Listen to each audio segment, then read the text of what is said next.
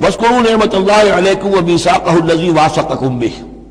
اب دیکھیے ایک میثاق وہ تھا کہ جو بنی اسرائیل سے لیا گیا، اب یہ میثاق اہل ایمان سے ہو رہا ہے۔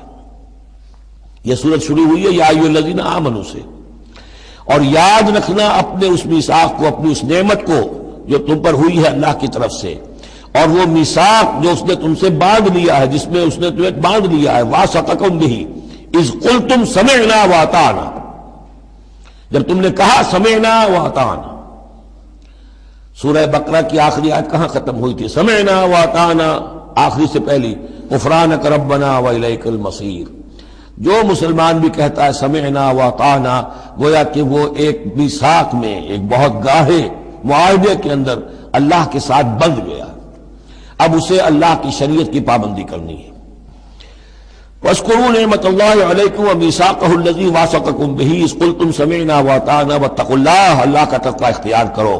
ان اللہ علیم بذات الصدور، یقیناً اللہ تعالیٰ جو سینوں کے اندر چیزیں پنہاں ہیں ان سے بھی واقف ہے۔